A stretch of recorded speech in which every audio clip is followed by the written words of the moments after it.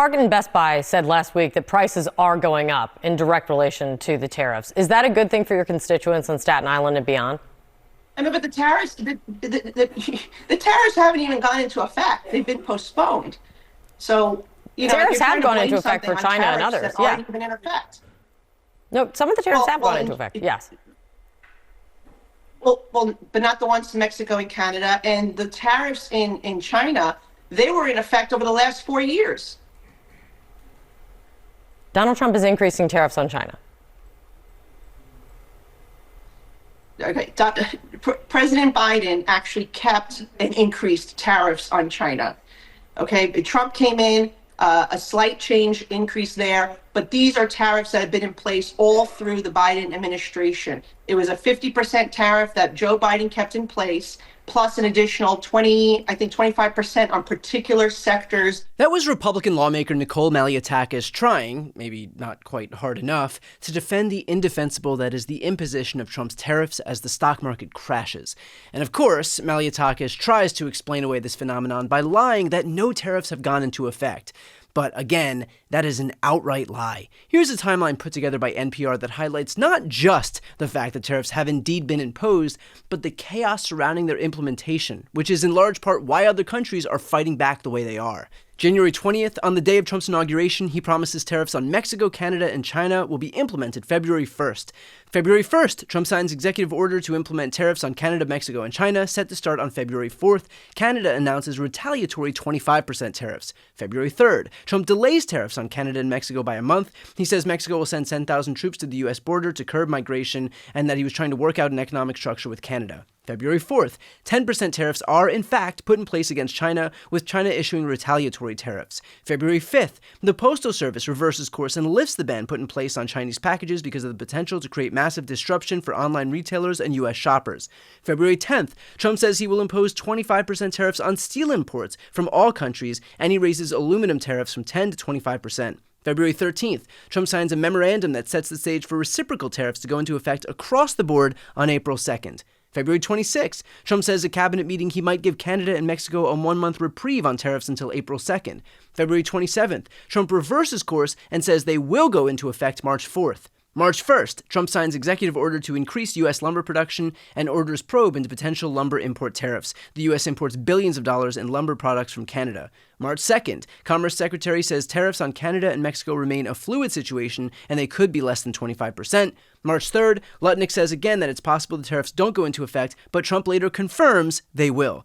March 4th, Trump levies 25% tariffs against Mexico, Canada, and China. China hits the U.S. with retaliatory tariffs, including on agricultural imports. Canadian Prime Minister Trudeau blasts Trump for cozying up to Russian President Putin and imposing tariffs against allies. He threatens to hit the U.S. with the retaliatory tariffs. Mocking Trudeau as governor, Trump says he will hit back if that happens. The stock market tumbles in response. March 5th, Trump delays tariffs related to autos until April 2nd. March 6th, Trump delays tariffs on Mexican goods. Later, he does the same for Canadian goods. The reprieve expires April 2nd. In other words, not only is it beyond clear that certain tariffs have indeed gone into effect, even if Trump has tried to constantly scale them back as a negotiating tactic, but he's been so chaotic with them that even if they weren't imposed, it's still as if they were. He's been making these threats since the literal first day of his presidency. At some point, other countries aren't going to respond to the whole whiplash, imposition and delay, and they're just going to start taking action themselves to protect their own interests. And that's exactly what's happened here. For example, China has already imposed retaliatory tariffs on their own goods, and Canada, for its part, has announced today that they'll be imposing a 25% tariff on energy imports into the U.S. Ontario has decided to impose a 25% increase on electricity exports to the United States. You spoke with that province's energy minister. How much of an impact will all this have on the states targeted by this particular increase? Well, Ontario officials majors say that this will impact about 1.5 million Americans in those three bordering states. So we're talking about Minnesota, Michigan, and New York. They are saying this will cost the U.S. about $400,000 each day. That 25% surcharge is put in place. Now, I spoke to the minister earlier today, and he said he hopes it will financially impact those Americans in those three bordering states, especially those who voted for Trump to fix the economy. Listen. We want to make clear we actually have a great sense of love and affection for the American people. We share the values and the same democratic aspirations. So it's very regrettable we're here, and there's only one person, one man that can be blamed for the situation we are in, and that is President Trump. So I asked Minister Stephen Lecce, what is the goal here? He says, look, we just want to renegotiate that USMCA deal, which, Major Ed, you'll remember, was signed by President Donald Trump. And that was no surprise. Here's the Premier of Ontario, Doug Ford, previewing the threat to cut electricity to 1.5 million Americans if Trump continues with his devastating tariff policies. I'm going after absolutely everything, and I don't want to. We keep the lights on to 1.5 million homes and manufacturing in New York, in Michigan, and in Minnesota. If he wants to destroy our economy and our families, I will shut down the electricity going down to the U.S., and I'm telling you, we will do it. It's unfortunate. I would rather ship you more electricity, ship you more critical minerals. I want to ship you more energy, more potash to keep your farmers going, and uranium that you use for your nuclear power. It comes through from Saskatchewan over to Ontario. And it's going to be a massive, massive problem. I'm telling you, we love the Canadians love Americans. I love the U.S.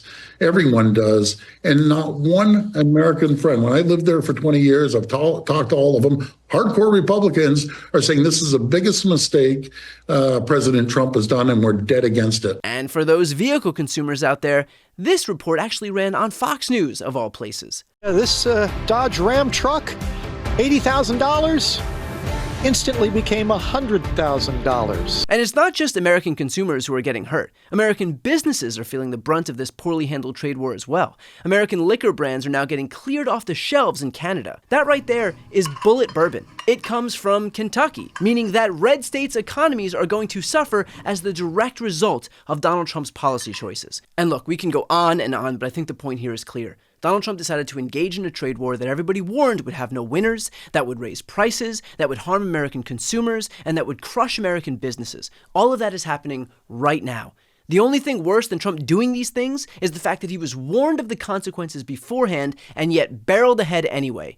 All because he wanted to look like a tough guy and bully our allies. Our allies, not even our enemies, hoping that they wouldn't reciprocate. Well, guess what? They did. And the losers in all of this are the very people who voted him into office under the pretense that he ever gave half a shit about regular Americans. He doesn't. This is all a game for him to be able to flex his ego at the expense of everyone else, at the expense of all of us.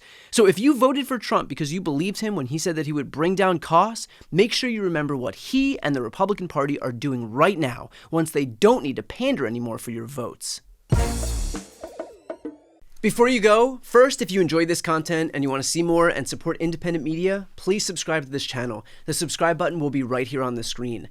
But second, the reality is that we're now in a political environment where this administration can lean on any of the social media platforms to suppress certain voices if they don't like critical coverage. That means my longevity here is in the hands of a few tech billionaires who are already making it clear that they're willing to cater to this White House. To that end, signing up for my newsletter is a great way for me to be able to reach you directly if that ever becomes necessary. I'll put the link on the screen as well, so please sign up. It's completely free, but there's also an option to do a paid subscription if you'd like to support my work. I really appreciate it. Thanks so much for watching.